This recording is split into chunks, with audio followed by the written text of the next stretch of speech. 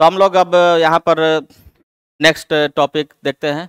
Power power delivered bye a force. तो सबसे पहले पावर के बारे में एक सिंपल सा आइडिया जरूर होगा। पावर का मतलब क्या है?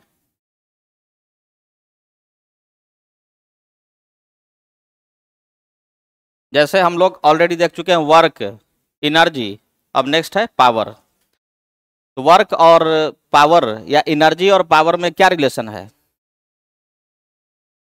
तो पावर के बारे में पिछले क्लास में हम डिस्कस किए थे कि पावर को दो तरह से डिफाइन करेंगे, एक एवरेज पावर और एक इंस्टेंटेनियस पावर। जैसे देखो, किसी आदमी के पास हो सकता है कि एनर्जी बहुत ज़्यादा हो, ठीक है। एनर्जी और पावर में कोई बता सकता है क्या डिफरेंस क्या है?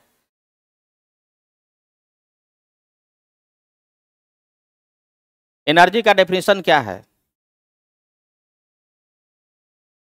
एनर्जी का डेफिनेशन हम लोग तो पूरा पढ़ लिए एनर्जी, अब थोड़ा सा एकदम शुरू वाला चीज़ बताओ। एनर्जी का बेसिक डेफिनेशन क्या है?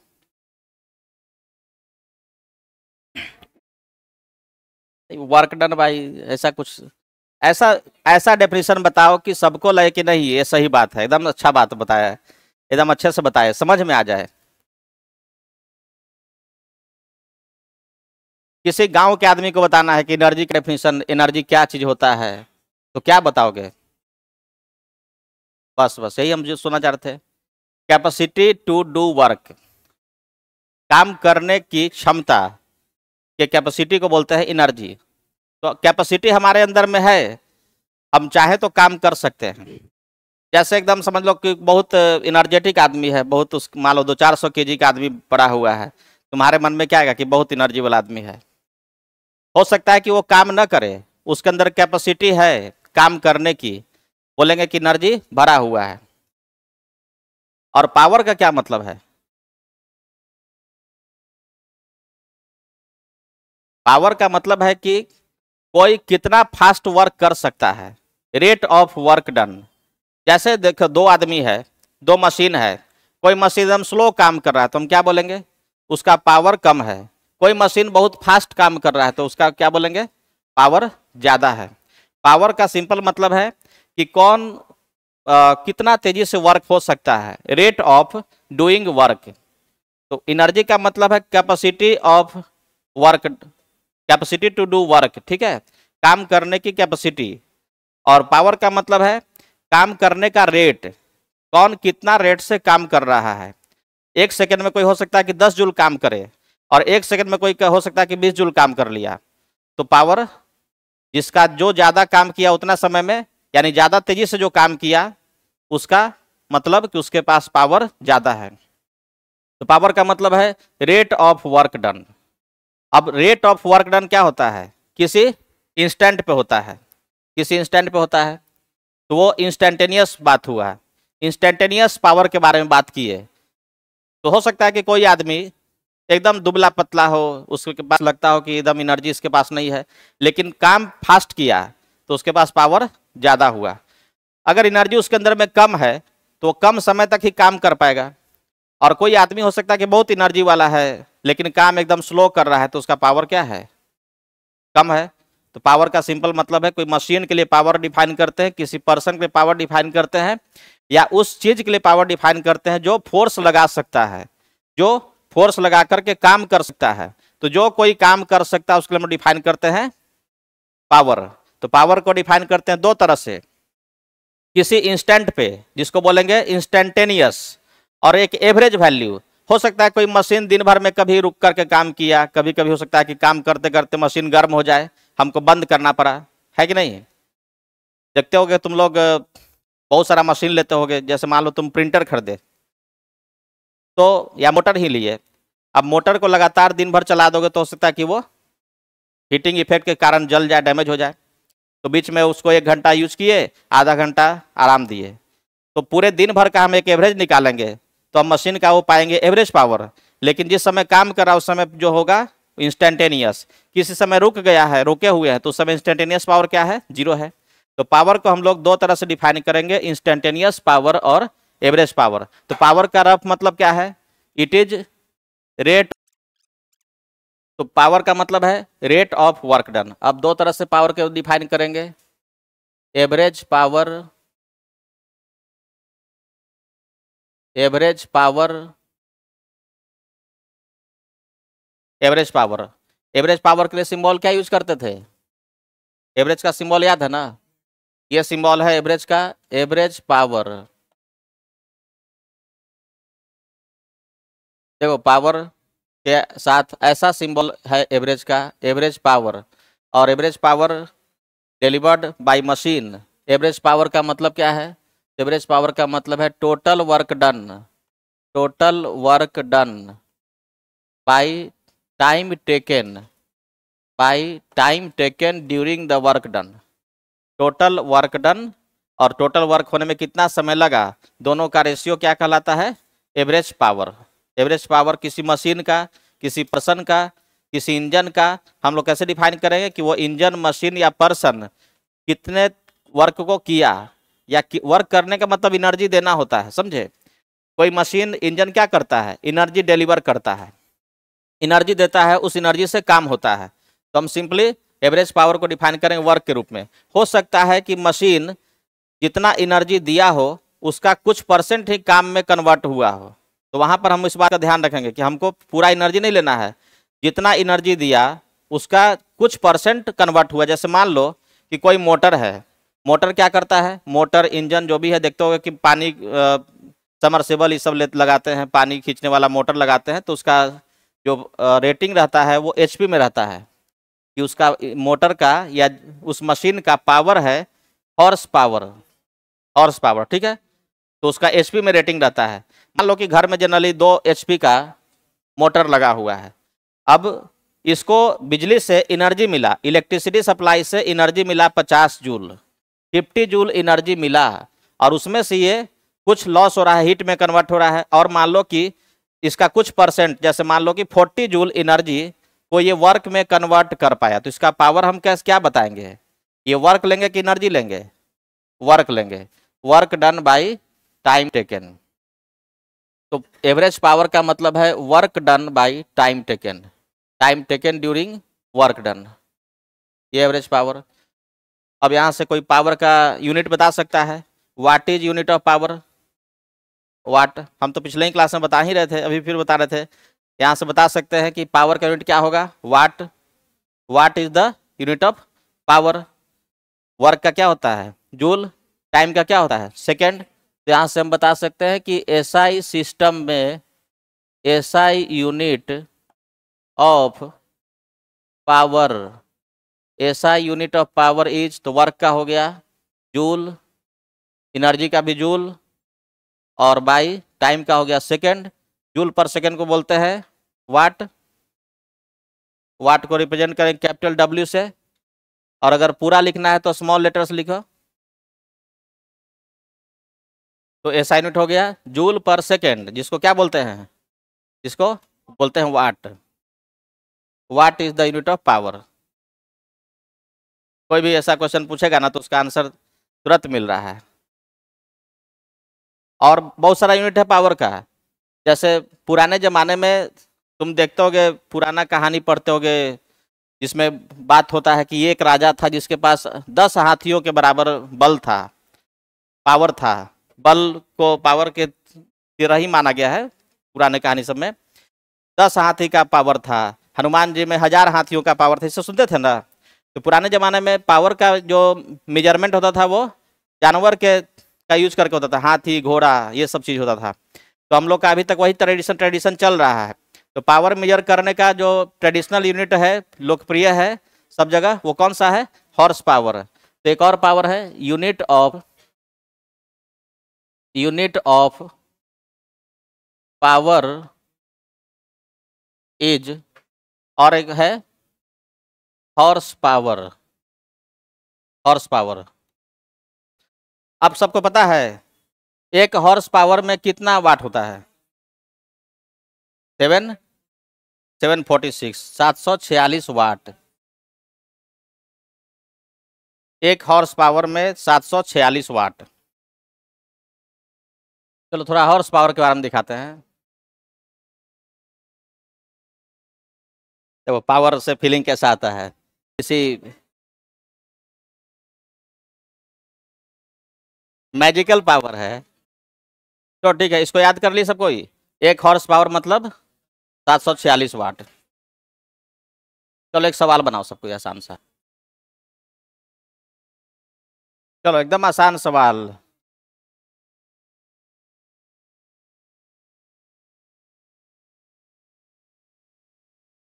Average power equals to total work done by total time taken. और वर्क डन कितना हुआ 200 जूल, और टाइम बदलना हुआ किसमें सेकंड में 5 मिनट यानी कि 300 सेकंड। 300 सेकंड सेकंड ये हो जाएगा 2/3 जूल पर सेकंड, और जूल पर सेकंड को हम क्या बोल सकते हैं वाट।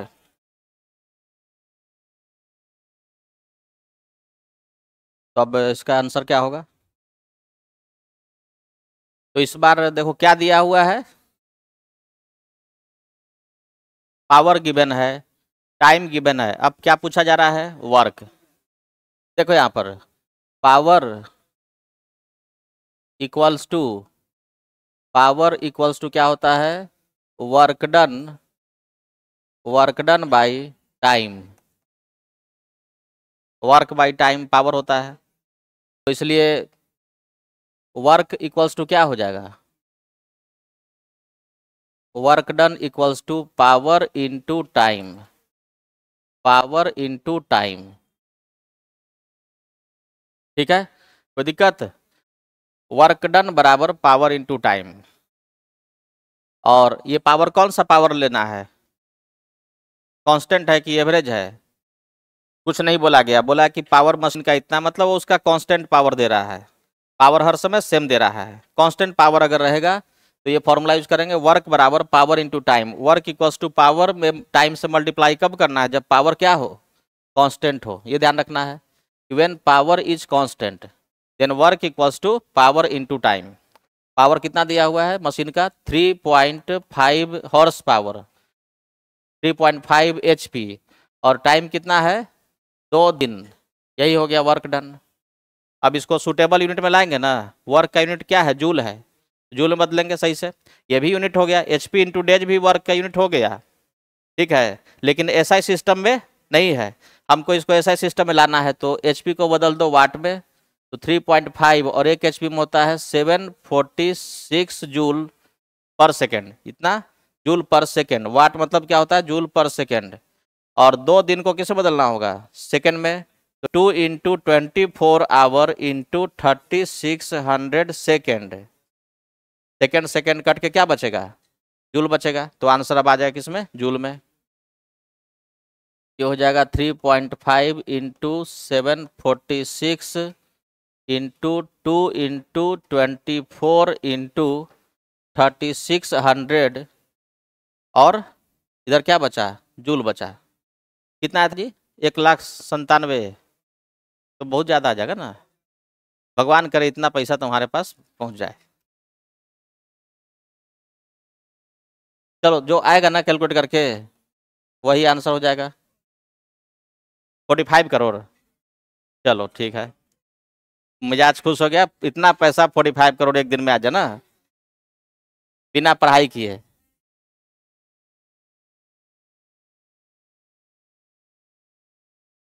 चलो एक दो आसान सवाल और देखो। क्वेश्चन में पहचानो कि क्या निकालना है। तो क्वेश्चन में पूछा जा रहा है find its average power. Average power निकालना है, तो एवरेज पावर निकालना है तो तुम्हारे माइंड में आना चाहिए कि एवरेज पावर बराबर फॉर्मूला इसका क्या है। इसका फॉर्मूला है work done by time. Question में ऐसे नहीं बढ़ जाना कि हम पिछला क्वेश्चन में निकाले थे कुछ तो वही शुरू कर दें, वही निकालना शुरू कर दें, वैसा नहीं है। क्वेश्चन में पहले हम देखेंगे कि क्या कैलकुलेट करना है, तो कैलकुलेट करना है average power. Average power calculate करना है, उसका फॉर्मूला याद है एवरेज पावर बराबर वर्क बाय टाइम। अब क्वेश्चन में तुम पता करो कि वर्क कितना है, टाइम कितना है। तो टाइम तो दिया ना हुआ है कि मशीन डिलीवर्स इतना जूल एनर्जी इन 5 मिनट। तो टाइम कितना है, 5 मिनट है। तो टाइम का वैल्यू पता है, 5 मिनट को सेकंड में बदल दो, 300 सेकेंड। और कितना वर्क किया, तो 200 जूल एनर्जी दिया, उस एनर्जी का कितना परसेंट वर्क में कन्वर्ट हुआ, 80%। तो 200 का तीन कितना है, 200 जूल एनर्जी का 80% काम में कन्वर्ट हुआ, काम हुआ। तो कितना काम हुआ, 160 joule. 200 joule machine energy deliver किया, ठीक है, उसका 80% काम कर पाया। तो कितना हुआ, 160 जूल वर्क हुआ। अब आंसर आ गया ना, यही ना आंसर है। कटकुट कर दो।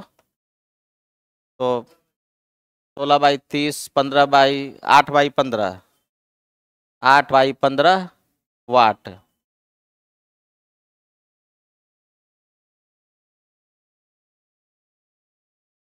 Instantaneous power. अब थोड़ा बातचीत बंद करना है, ठीक है ना। आसान आसान चीज निकल गया, अब थोड़ा अच्छे से सुनना है, ध्यान से।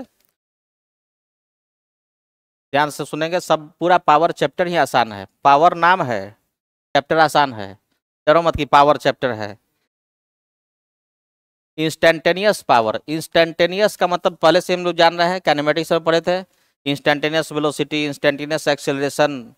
तो इंस्टेंटेनियस में क्या करते हैं, डिफरेंशिएशन करते हैं। तो इंस्टेंटेनियस पावर में डिफरेंशिएशन करेंगे, यानी कि power delivered at some instant. Power किसी टाइम टी पर जो होगा, किसी इंस्टेंट पे पावर जो होगा, उसको क्या बोलेंगे, इंस्टेंटेनियस पावर।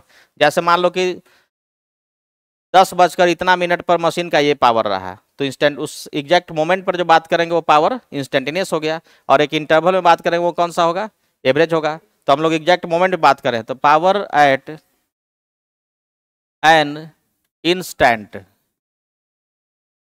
किसी इंस्टेंट पे यानी किसी टाइम टी पर, यानी कि power at time t can be called as instantaneous power, can be called as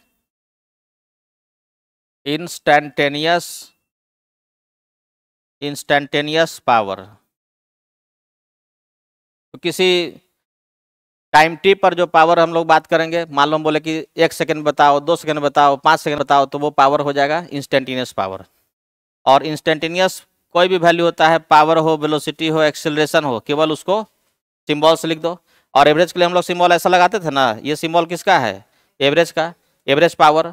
और हम ये सिंबल नहीं लगा रहे हैं, मतलब कि ये हो गया इंस्टेंटेनियस पावर। और इंस्टेंटेनियस पावर कैसे पता चलेगा, तो ये है, यही ना डेफिनेशन है पावर का। जो डेफिनेशन हम लोग जानते हैं, रेट ऑफ वर्क डन, वो किसका डेफिनेशन है, इंस्टेंटेनियस पावर का डेफिनेशन है। और total work by total time किसका डेफिनेशन है, एवरेज का। और तो हम लोग जनरली सब लोग रटे होते हैं कि पावर मतलब रेट ऑफ डूइंग वर्क, तो वो क्या है, इंस्टेंटेनियस पावर। तो instantaneous power is rate of doing work, instantaneous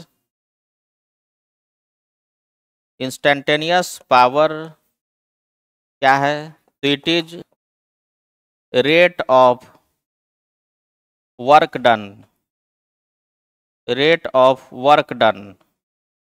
rate, काम करने का जो रेट है, किस रेट से वर्क हो रहा है। तो हम लोग रेट बताते बोलते हैं कि काम करने का रेट ये है। तो तुम काम करने का रेट डिस्टेंस में बता सकते हो ना, वेलोसिटी में बता सकते हो। तुम बता सकते हो कि गाड़ी का इंजन जो है 10 किलोमीटर तक इतना काम कर रहा है, 20 किलोमीटर तक इतना काम कर रहा है। तो तुम बता रहे हो डिस्टेंस के रिस्पेक्ट में रेट बता रहे हो, लेकिन हमको रेट बताना है किस रिस्पेक्ट में, टाइम के रिस्पेक्ट में, कि टाइम के रिस्पेक्ट में क्या रेट है, टाइम के साथ साथ कितना फास्ट काम कर रहा है। तो rate of work done with respect to time, यहां पर ये बोलना होगा विथ रिस्पेक्ट टू टाइम। यानी कि केवल रेट ऑफ वर्क डन बोल देंगे तो सही है, आधा बात है वो, आधा अधूरा इन्फॉर्मेशन हो कि रेट, लेकिन किस चीज से तुलना करके बता रहे हो, किससे रेट बता रहे हो, टाइम से बताएंगे, तब जाके उसको पावर बोलेंगे, rate of work done with respect to time. कभी भी किसी चीज का रेट बताओ तो साथ में ये बताना जरूरी है विथ रिस्पेक्ट टू क्या। जैसे मान लो कि किसी चीज से पानी का फ्लो हो रहा है पाइप से, तुम बता रहे हो कि 5 लीटर पर सेकेंड फ्लो हो रहा है, तो वो रेट किस रिस्पेक्ट में हुआ? टाइम के साथ साथ बात हो रहा है, टाइम के रिस्पेक्ट में बात हुआ। तुम बोलोगे वॉल्यूम के रिस्पेक्ट में कि इतना लीटर पानी फ्लो हो रहा है, कंटेनर के रिस्पेक्ट में बात कर लो, या फिर डिस्टेंस के रिस्पेक्ट में बात कर लो कि इतना दूरी तक पानी जा रहा है इतना वॉल्यूम, तो वो अलग रेट हो गया। तो हम लोग जो रेट बात कर रहे हैं वो किसके रिस्पेक्ट में? टाइम के रिस्पेक्ट में। अब कोई भी चीज़ का रेट क्या होता है? डिफ्रेंसिएशन होता है। तो differentiation of work with respect to time, यानी कि इंस्टेंटेनियस पावर को क्या लिखेंगे? Differentiation with respect to time. Differentiation किस चीज़ का? वर्क का। तो differentiation of work with respect to time. Rate of work done का मतलब क्या है? Rate of work with respect to time. Differentiation of work with respect to time. कोई भी चीज का रेट को तुम डिफ्रेंसिएशन ही तो बोलते हो। डिफ्रेंसिएशन का मतलब क्या है? रेट। तो rate of work with respect to time, यानी कि differentiation of work with respect to time. अब देख लो वही चीज है, हम लोग एवरेज निकालते हैं तो ये छोटा सा वर्क है, और एवरेज में क्या लेते हैं? पूरा वर्क, बड़ा वर्क लेते हैं। और टाइम छोटा सा ले रहे हैं, वहां पर क्या लेते हैं? पूरा टाइम लेते हैं। तो वो हो गया एवरेज, और यही छोटा हो गया तो क्या हो गया? डिफ्रेंसिएशन। ये हो गया इंस्टेंटेनियस पावर। तो इंस्टेंटेनियस पावर निकालने का फॉर्मूला है dw/dt, rate of work done with respect to time. अब देखो एक एग्जाम्पल समझो, एक एग्जाम्पल से इस बात को समझ लो। पहले देखते चलते ना, आराम से नोट करेंगे, घबराने की बात नहीं है। पहले आराम से सब चीज समझ लेंगे, टाइम मिलता ही नोट करने के लिए। देखो अब क्या बोल रहे हैं, अगर वर्क पता है, तुमको डिफरेंशिएट करने आता है। जैसे मान लो कि वर्क डन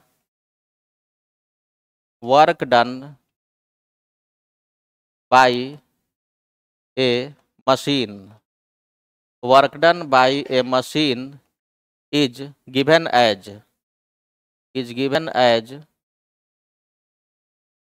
मान लो कि ऐसा है, वर्क डन बराबर 2t प्लस t²। ऐसा है, ठीक है। ये टाइम पे डिपेंड कर रहा है। टाइम का वैल्यू 0 की है तो वर्क कितना था? 0। टाइम का वैल्यू 1 की है तो वर्क कितना हो गया? 3। टाइम का वैल्यू 2 की है तो वर्क और कुछ हो जाएगा। तो टाइम के साथ वर्क क्या हो रहा है? चेंज हो रहा है। अब तुमसे पूछा है कि बताओ इसका इंस्टेंटेनियस पावर क्या है। तो इंस्टेंटेनियस पावर यानी कि पावर को रिप्रेजेंट करे किससे? पी से। तो इंस्टेंटेनियस पावर कैसे मिलता है? डिफ्रेंसिएशन करके। तो dw/dt, और इसका डिफ्रेंसिएशन याद है तो 2 कांस्टेंट रह गया, और t का डिफ्रेंसिएशन होता है 1 प्लस t² का कितना होता है? 2t। पावर जो यहाँ पे 2 है वो आगे आके मल्टीप्लाई हो जाएगा, और पावर इसमें एक माइनस करें तो कितना बचेगा? पावर 1। तो 2t हो गया। ये हो गया कितना? 2 प्लस 2t। ये हो गया इंस्टेंटेनियस पावर, ठीक है। ये पावर किस समय मिला है? किस टाइम पे मिला है? टाइम t पर मिला है। अभी टाइम का वैल्यू पुट नहीं किया। अब हम पूछेंगे कि बताओ टाइम t बराबर 1 सेकेंड पे, तो टाइम t का वैल्यू क्या पुट करेंगे? 1 सेकेंड। मान लो हम पूछते हैं कि t बराबर 2 सेकेंड पे कितना पावर है, तो t का वैल्यू 2 पुट करेंगे तो इंस्टेंटेनियस पावर हो जाए कितना? 2 प्लस 2 इंटू टी का वैल्यू यहाँ पुट करेंगे तो ये हो गया 6। इस तरह से मान लो हम पूछे कि बताओ इस मशीन का इनिशियल पावर कितना है? इनिशियल पावर मतलब टाइम का वैल्यू, इसमें ये पावर है इंस्टेंटेनियस पावर ये है, और इसमें टाइम का वैल्यू क्या पुट करेंगे? 0 पुट करेंगे। ये मत सोचो कि इनिशियल है तो 0 पावर ही 0 हो जाएगा, ऐसा नहीं है। इनिशियल पावर का मतलब टाइम का वैल्यू 0 पुट करना है। टाइम 0 पुट करें तो पावर 2 है। इनिशियल में पावर 2 है, भले ही वर्क नहीं हुआ है, इनिशियल में वर्क नहीं हो रहा है। टाइम t बराबर 0 पर वर्क कितना है? 0 है। थोड़ा सा समय लगेगा, वर्क कुछ हो जाएगा। तो इस तरह से हम लोग पहले क्या निकालेंगे? वर्क का डिफरेंशिएशन करके इंस्टेंटेनियस पावर निकाल लेंगे, वो टी के टर्म में आएगा।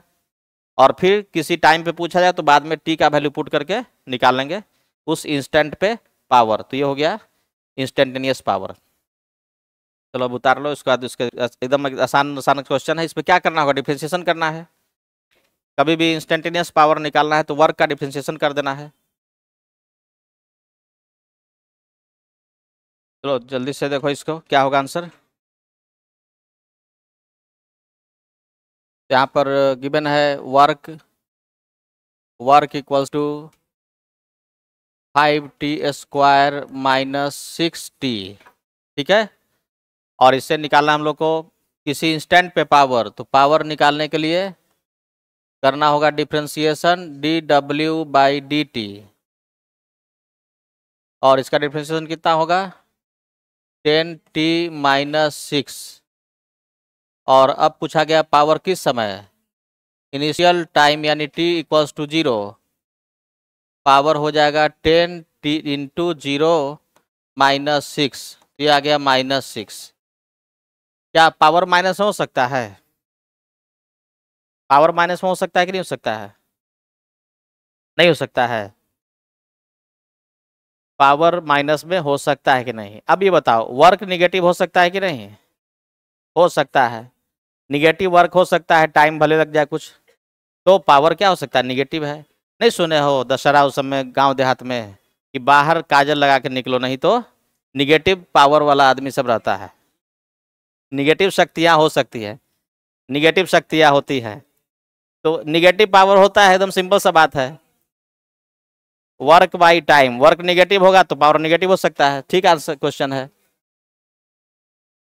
और t बराबर कितना सेकेंड, 2 सेकेंड, पावर बराबर 10 इंटू टाइम का वैल्यू 2 माइनस 6, ये 14। और यूनिट का ध्यान रखेंगे, यूनिट वर्क का क्या है, मान लो कि हम बोलते हैं वर्क का यूनिट जूल है, तो यहाँ पर इसका यूनिट हो जाएगा वाट, यूनिट हो जाएगा वाट। अब आ जाओ एक और फॉर्मूला पे। अब चलो सबसे इंपॉर्टेंट फॉर्मूला जो आने वाला है, एक तो जो तुम जानते हो बेसिक डेफिनेशन वो है, ठीक है। अब हम लोग समझेंगे पावर कौन देता है, पावर फोर्स देता है, फोर्स के चलते पावर मिलता है, फोर्स वर्क करता है और उसके चलते पावर डिलीवर होता है। तो हम लोग देखेंगे power delivered by force, force के टर्म में पावर का फॉर्मूला है। तो अब देखो पावर इक्वल्स टू क्या है formula, dt of work done, यही ना है, dt of work done, rate of work with respect to time. और वर्क का क्या फॉर्मूला होता है, dt ऑफ वर्क का फॉर्मूला होता है force dot displacement, force dot displacement. तो फोर्स तो किसी इंस्टेंट पे लगा, ठीक है, डिस्प्लेसमेंट चेंज हो रहा है, फोर्स किसी टाइम t पर लगेगा, कोई मशीन लगाएगा और डिस्प्लेसमेंट चेंज हो रहा है। तो फोर्स इस समय के लिए, इस कैलकुलेशन के लिए फोर्स को क्या मानेंगे, कांस्टेंट की तरह मानेंगे, तो इसको बाहर कर लेंगे, इधर बच गया फोर्स और डॉट क्या बच गया, dt ऑफ डिस्प्लेसमेंट। और तो जानते ही हो ds/dt किसका फॉर्मूला है, वेलोसिटी का। ये फॉर्मूला आ गया बहुत इंपॉर्टेंट, फोर्स डॉट वेलोसिटी, बस ये फॉर्मूला है पावर डिलीवर्ड बाय फोर्स का important formula, force dot velocity. सवाल पूछें इस पे, बन जाएगा, क्या लिखेंगे, बस इतना लिख लेना है, power delivered by force is force dot velocity.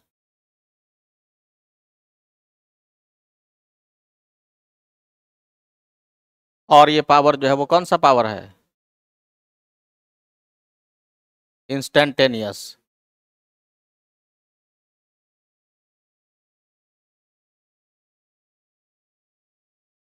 Instantaneous power, instantaneous power होता है F.V।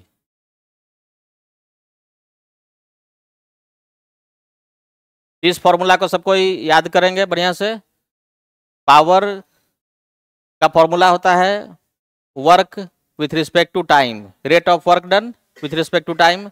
और यहाँ से वर्क का फॉर्मूला होता है फोर्स डॉट डिस्प्लेसमेंट, और फोर्स इस इंटीग्रेशन, इस डिफरेंशिएशन में कांस्टेंट है तो उसको बाहर कर लिए, तो हो गया differentiation of displacement with respect to time. और ये क्या होता है, ये होता है वेलोसिटी। ये फॉर्मूला बन गया F.V, फोर्स इंटू वेलोसिटी। तो इस फॉर्मूला का याद रखना है कि किसी चीज पे फोर्स लग रहा है तो उस वो फोर्स कितना पावर डिलीवर करेगा, तो देखना है कि फोर्स और उस समय क्या वेलोसिटी है, फोर्स और velocity of the object, object पे कितना फोर्स लगा और ऑब्जेक्ट का वेलोसिटी कितना है, या जिस पॉइंट पे फोर्स लगा उस पॉइंट का वेलोसिटी कितना है।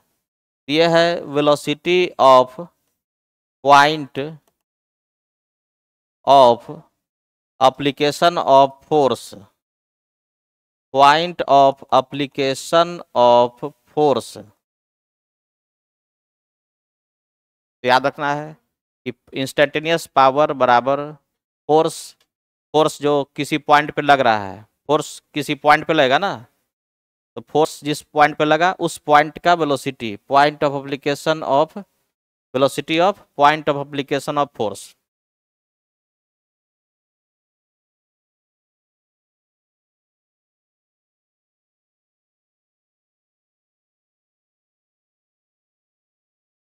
चलो तो एक आसान सा सवाल दे रहे हैं सबको बनाने के लिए। सर्कुलर मोशन का सबको फॉर्मूला याद है, सेंट्रीपिटल फोर्स का फॉर्मूला क्या था, mv²/r। चलो याद है ना, तो बहुत अच्छा। ए पार्टिकल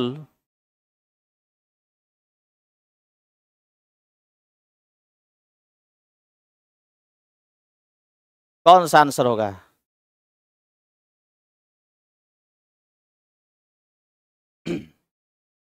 अगर कोई चीज सर्कल में घूम रहा है, सर्कल में जिसका मास m है, मास m है, वेलोसिटी v है और radius of the circle r है, तो सर्कल में अगर कोई पार्टिकल घूमता है, सर्कुलर मोशन करता है, तो सेंटर की ओर फोर्स का नाम क्या है, सेंट्रीपिटल फोर्स। और सेंट्रीपिटल फोर्स का फॉर्मूला होता है mv²/r। और पावर का फॉर्मूला तुम्हारे सामने है, इंस्टेंटेनियस पावर बराबर होता है फोर्स डॉट भी, एफ डॉट भी। चलो अब इतना बता दिया, अब तो आंसर का आ गया। बहुमत 3 लोगों का आंसर mv²/r आया, ए 4 5 6, और कोई नहीं ना, सब 6 लोग बहुमत में है, काफी है। और कोई इधर भी कुछ आ रहा है, कोई 0 तुम्हारा आ रहा है, इसका आ रहा है, 1 लोग का है, चलो उसका ही आया होगा, उसका ही आंसर 0, 2 लोग 0। चलो अब देखो क्या था formula, instantaneous power equals to force, और यहाँ पे क्या लगा हुआ है, डॉट, और देखो वेक्टर का सिंबल है, फोर्स वेक्टर है ना, फोर्स वेक्टर साइन लगा है, और बीच में क्या लगा है, डॉट। ये ऐसे ही नहीं है, लग गया है डॉट प्रोडक्ट, दो फोर्स दो वेक्टर के बीच में डॉट लगने का मतलब जानते हो, यह है डॉट प्रोडक्ट। तो instantaneous power is dot product मतलब scalar product of force and velocity, और एफ डॉट भी का मतलब क्या होता है, फोर्स का मैग्नीट्यूड, फोर्स का मैग्नीट्यूड इनटू वेलोसिटी का magnitude into cos theta. Theta क्या है, फोर्स और वेलोसिटी के बीच का एंगल। हो सकता है कि फोर्स इधर लग रहा हो और वेलोसिटी इस तरफ हो, वेलोसिटी इस तरफ हो, आपस में एंगल थीटा बन रहा हो। कोई ऑब्जेक्ट है, इस ऑब्जेक्ट पे फोर्स इधर लग रहा हो, उसका वेलोसिटी इस तरफ है, तो ये फोर्स कितना पावर इसको दिया, कितना पावर डिलीवर किया, तो फॉर्मूला है क्या, एफ इंटू भी इंटू कॉस थीटा, और इसलिए इसको क्या बोल दिए, एफ डॉट भी, क्योंकि वर्क का डेफिनेशन में लिखे थे ना, F dot S, dot product था। तो अब से ध्यान रखना है कि यहाँ पे डॉट है, तो इंस्टेंटेनियस पावर इज, अब डॉट का मतलब क्या है, कॉस थीटा हो गया ना।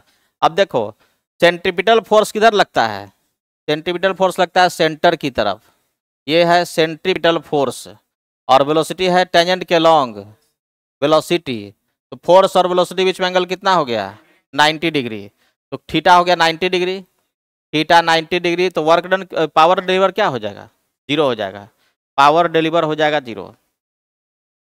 तो एक बहुत ही इंपॉर्टेंट रिजल्ट है कि सेंट्रीपिटल फोर्स के द्वारा कभी पावर नहीं मिलता है।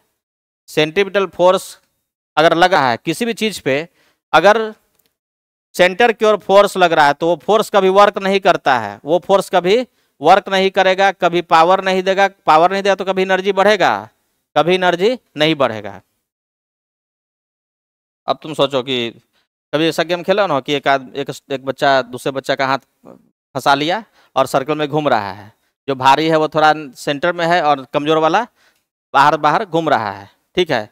तो तुम चाहोगे ना कि हम स्पीड बढ़ा लें केवल हाथ से इधर खींच करके, तो नहीं बढ़ेगा। अगर स्पीड बढ़ाए तो थोड़ा फोर्स टेंजेंट की ओर लगाना पड़ेगा। सेंट्रीपिटल फोर्स कभी भी कोई वर्क नहीं कर सकता, वर्क नहीं कर सकता है, कभी पावर नहीं दे सकता है, तो कभी एनर्जी नहीं बढ़ा सकता है। अगर कोई भी अगर पार्टिकल यूनिफॉर्म सर्कुलर मोशन में है, क्यों यूनिफॉर्म सर्कुलर मोशन में है? क्योंकि फोर्स तो लग रहा है लेकिन ये फोर्स कभी भी वर्क नहीं कर रहा है, ये फोर्स कभी वर्क नहीं कर पाता है, कभी पावर डिलीवर नहीं कर पाता है, क्योंकि फोर्स और वेलोसिटी के बीच में एंगल कितना का है? 90 डिग्री का है। तो जब भी ऐसा हो कि फोर्स और वेलोसिटी परपेंडिकुलर हो तो वो फोर्स कभी वर्क नहीं करेगा, कभी पावर डिलीवर नहीं करेगा। तो आंसर इसका हो गया कौन सा? 0। इस रिजल्ट को याद रखना है कि पावर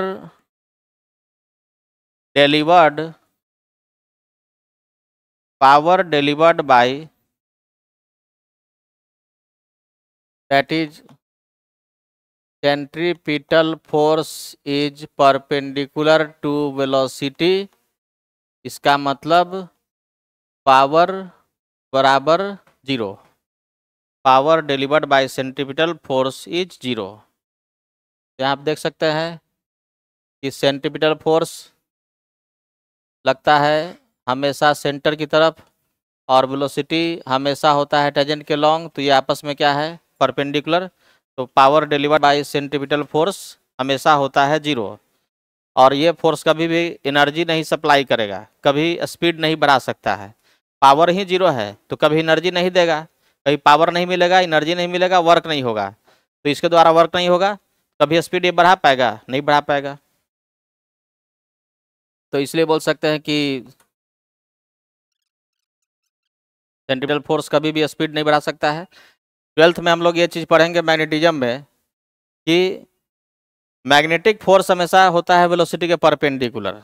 12th में पढ़ना है, अभी हम बस सिर्फ सुना रहे हैं केवल, कि बाद में याद रहेगा कि मैग्नेटिक फोर्स किसी भी चार्ज पार्टिकल पे जो मैग्नेटिक फोर्स लगता है वो हमेशा पार्टिकल के वेलोसिटी के परपेंडिकुलर है।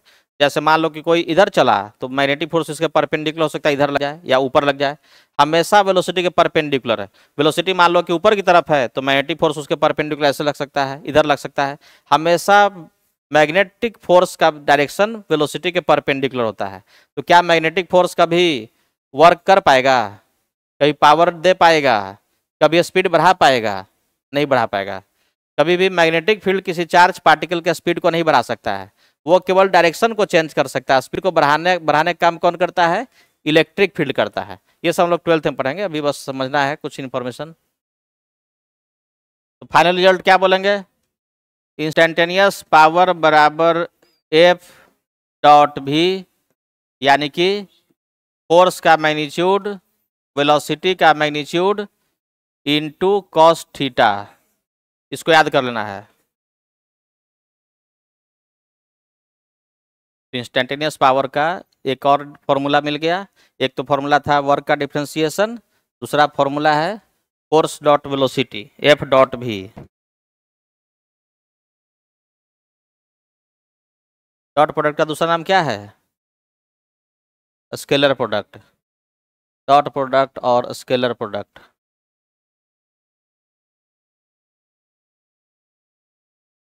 Scalar product.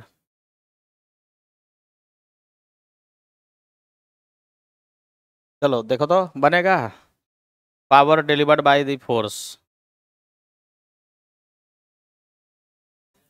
फोर्स का वैल्यू दे दिए, वेलोसिटी बता दिए, अब बताना तुमको पावर। तो पावर का क्या फॉर्मूला है? Force dot velocity, dot product लेने आता है ना, तो पावर बराबर होता है force dot velocity. Dot product में क्या करते हैं, किसको किससे मल्टीप्लाई? आई कैप को आई कैप से मल्टीप्लाई करो तो 3 गुना 6 18, जे कैप को जे कैप से तो 4 गुना 2 8, के कैप को के कैप से तो 5 गुना 3 15। और ये देखो न्यूटन और metre per second, Newton force था और मीटर पर सेकेंड वेलोसिटी का चलते आया, तो न्यूटन मीटर क्या बनता है? जूल, जूल बाई सेकेंड क्या बनता है? वाट। कितना हो गया ये? 18 26 5 31 10 41 41 वाट।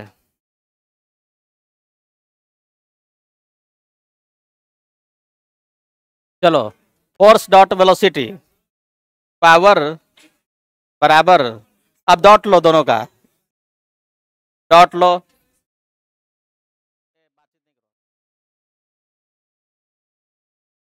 इसमें जेकब के साथ कितना है 5 और इसमें कितना है 2।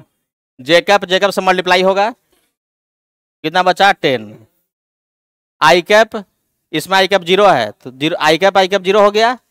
इसमें के कैप 0, इसमें के कैप 3, के कैप नहीं ना है तो 0 हो गया। 0 इंटू 3 0, तो बाकी सब 0, केवल जे वाला जे से मल्टीप्लाई होगा तो 10 बचा और एक इसमें आ जाएगा वाट में। अब 10 kg का ब्लॉक है, आसान है कैलकुलेशन करने में। ग्रेविटी का वैल्यू क्या है, एक्सेलरेशन ड्यू टू ग्रेविटी का value 10 metre per second square है। एक्सेलरेशन ड्यू टू ग्रेविटी का value 10 metre per second square, इसलिए हम बोले 10 बहुत इंपॉर्टेंट है। पाई स्क्वायर का वैल्यू कितना होता है, लगभग 10 के आसपास। कितना डायरेक्शन होता है, 10 दिशा होता है, इसलिए 10 बहुत इंपॉर्टेंट है। 4 ही दिशा होता है, 40।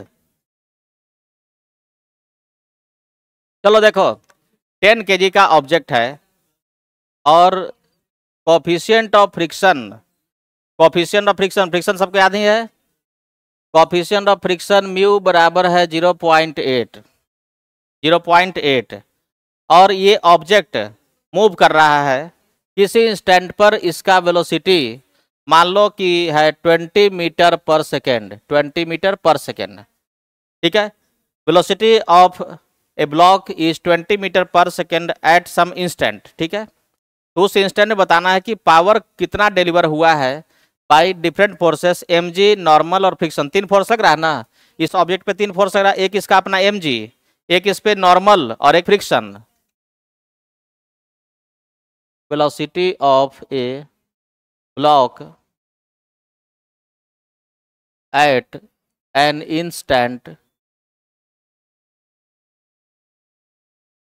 instant is 20 meter per second. Find power delivered by, पहला क्वेश्चन में है फ्रिक्शन, दूसरा है वेट mg, वेट mg, और तीसरा है normal contact force n, normal contact force n। चलो ठीक है, सबका आंसर ठीक ठाक आ रहा है। अब देखो क्वेश्चन में क्या बोला गया, वेलोसिटी इसका है, जिसका हो गया ना, इधर ध्यान दो, ठीक है, इधर ध्यान दो, 100 160 और चलो अब ध्यान से देखो, वेलोसिटी कितना है, वेलोसिटी है 20 मीटर पर सेकेंड और डायरेक्शन उसका है इस तरफ, और फ्रिक्शन किधर लगेगा, फ्रिक्शन लगेगा पीछे की तरफ, क्योंकि ब्लॉक आगे जाएगा तो फ्रिक्शन पीछे लगेगा। और फ्रिक्शन का वैल्यू कितना होगा, तो फ्रिक्शन का वैल्यू होगा म्यू इंटू एन, एन कितना है mg, म्यू mg होता है ना, म्यू mg, म्यू कितना है 0.8, 0.8 इंटू mg कितना होगा इसका 100, यानी कि फ्रिक्शन का वैल्यू है 80 न्यूटन, ठीक है, 80 न्यूटन। पहला क्वेश्चन में हम लोग को पता करना है power delivered by friction, power delivered by friction, power delivered by friction. तो इसके लिए क्या फॉर्मूला है, force, friction force dot velocity. तो फ्रिक्शन का वैल्यू कितना आया है 80 न्यूटन, वेलोसिटी कितना है 20 मीटर पर सेकेंड, और दोनों बीच में एंगल कितना डिग्री का बन रहा है cos 180 degree. F dot V का मतलब है फोर्स इंटू फोर्स का मैग्नीट्यूड, वेलोसिटी का मैग्नीट्यूड इंटू कॉस थीटा। तो थीटा कितना है देखो, इसका वेलोसिटी है इस तरफ, फ्रिक्शन लग रहा है पीछे की तरफ, तो दोनों के बीच में एंगल कितना डिग्री का बन गया है, 180 डिग्री का बन गया है। फोर्स, फ्रिक्शन फोर्स पीछे की तरफ, वेलोसिटी आगे की तरफ, तो आपस में एंगल 180 डिग्री है।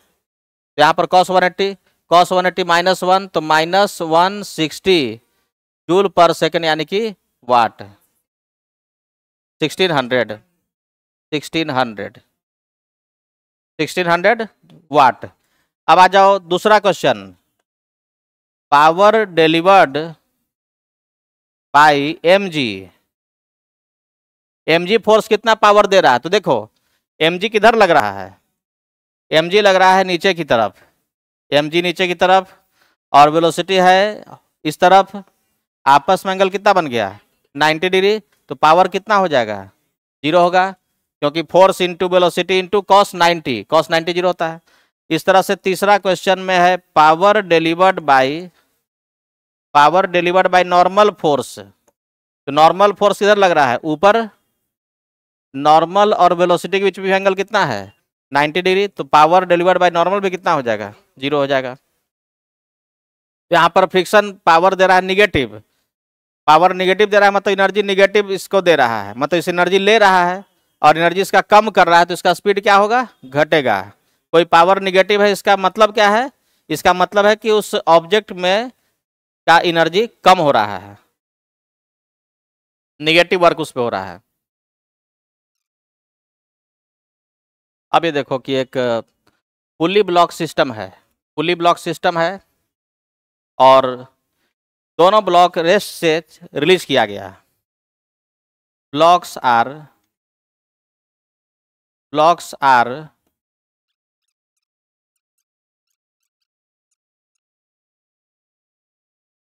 तो 5 सेकंड पे बताना है कि दोनों ब्लॉक का वेट कितना पावर डिलीवर कर रहा है।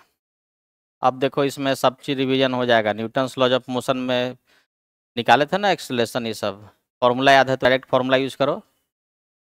चलो एक्सेलरेशन का फॉर्मूला सबको याद है तो एक्सेलरेशन डायरेक्ट यूज कर ले कि एक एक करके बनाए पूरा, याद आ रहा है फॉर्मूला एक्सेलरेशन का, पुली ब्लॉक सिस्टम का। एक्सेलरेशन का फॉर्मूला था दो ब्लॉक के लिए m1 minus m2 by m1 plus m2 into जी।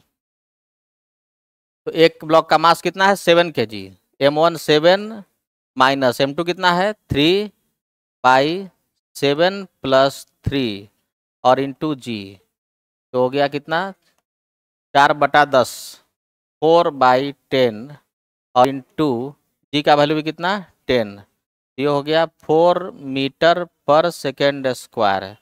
ये आ गया एक्सेलरेशन दोनों ब्लॉक का, ये ब्लॉक ऊपर जाएगा और ये ब्लॉक किधर आएगा नीचे आएगा, ठीक है। तो पूछा क्या जा रहा है क्वेश्चन में, पूछा जा रहा है power delivered by weight of the blocks, इसका वेट कितना है, इसका वेट है 30 और इसका वेट है 70। तो इस पे जो इसका वेट फोर्स लग रहा है वो है वेट 30 न्यूटन और इसका जो वेट लग रहा है वो है 70 न्यूटन। फोर्स पता चल गया है, फोर्स तो पहले से ही पता है कि फोर्स इतना है, फोर्स है mg, हमको निकाला mg के द्वारा पावर, तो mg पता है, फोर्स पता है, अब क्या चाहिए वेलोसिटी, फोर्स डॉट वेलोसिटी में से फोर्स का वैल्यू पता है, अब हमको चाहिए वेलोसिटी। वेलोसिटी कैसे मिलेगा, एक्सेलरेशन निकल चुका है कि ब्लॉक का एक्सेलरेशन कितना है, दोनों ब्लॉक को छोड़ देंगे, दोनों चलना शुरू करेगा, 3 kg वाला ऊपर जाएगा विथ सम एक्सेलरेशन a और 7 kg नीचे आएगा विथ एक्सेलरेशन a, दोनों ए एक्सेलरेशन चलना शुरू करेगा, एक्सेलरेशन मिल गया 4 मीटर पर सेकंड स्क्वायर, कितना सेकंड में पूछा गया है 5 सेकंड पर, तो वेलोसिटी कितना हो जाएगा, वेलोसिटी v बराबर u plus A T, you कितना है 0 है, दोनों को रेस्ट से छोड़ा गया, रेस्ट से चल रहा है तो u 0 है, ए का वैल्यू कितना है 4, टाइम कितना दिया गया क्वेश्चन में 5 यानी 20 मीटर पर सेकेंड, यानी कि हम लोग को वेलोसिटी मिल गया, वेलोसिटी मिल गया। अब निकालना हम लोग को पावर,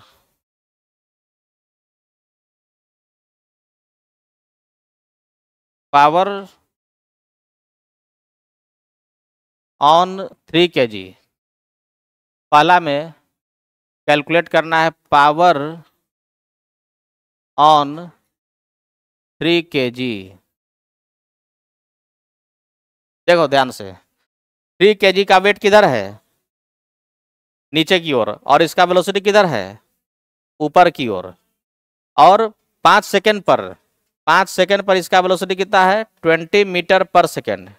तो वेलोसिटी है 20 मीटर पर सेकेंड, फोर्स है 30 न्यूटन। तो पावर का क्या फॉर्मूला है? एफ डॉट भी।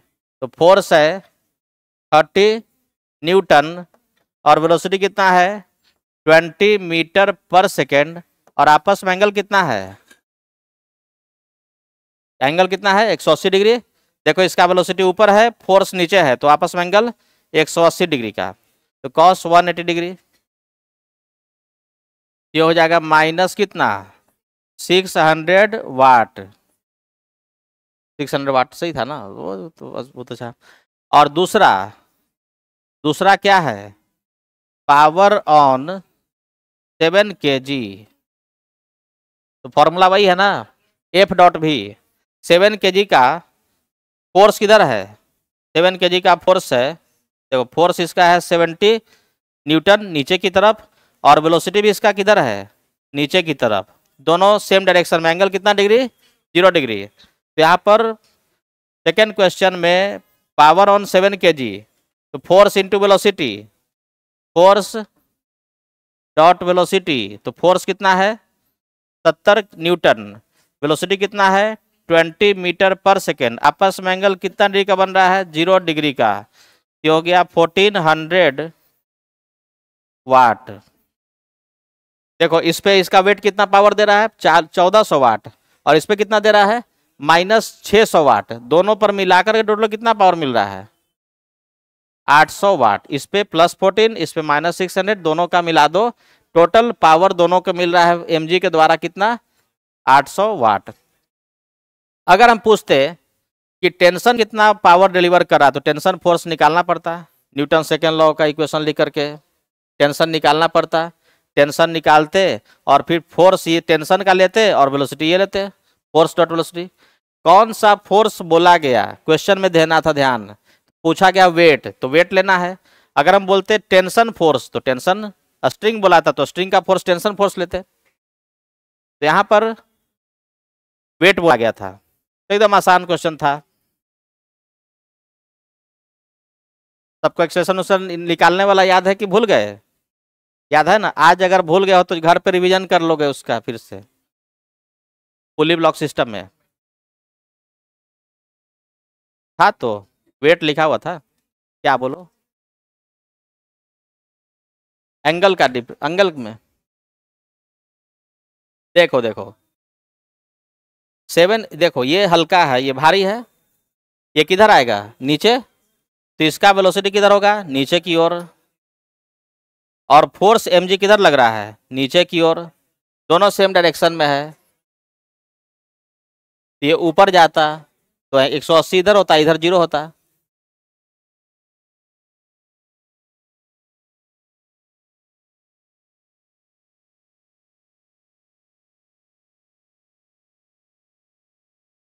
अब चलो एक और चीज ध्यान से देखते हैं। अब ग्राफ का सवाल, अगर y एक्सिस पर प्लॉट किया हुआ है पावर को और x एक्सिस पे प्लॉट किया हुआ है टाइम को, x एक्सिस पे प्लॉट किया हुआ है टाइम को, तो ये हो गया power time graph. Power time graph में एरिया क्या बताएगा ये वाला? तो ये ग्राफ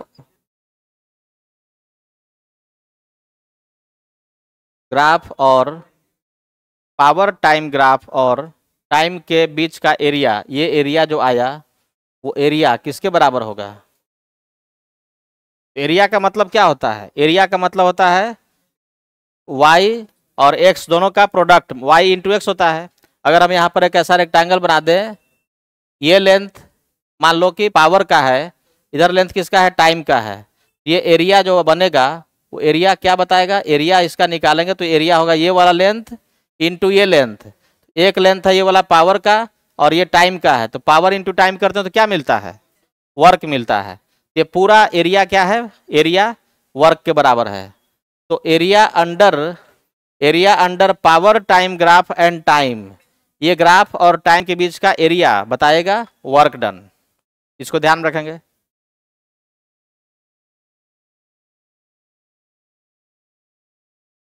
मान लो कि ये टाइम के ऊपर का एरिया ग्राफ बना रहा है, ये एरिया टाइम के ऊपर का है, तो ये वर्क क्या होगा, वर्क पॉजिटिव होगा।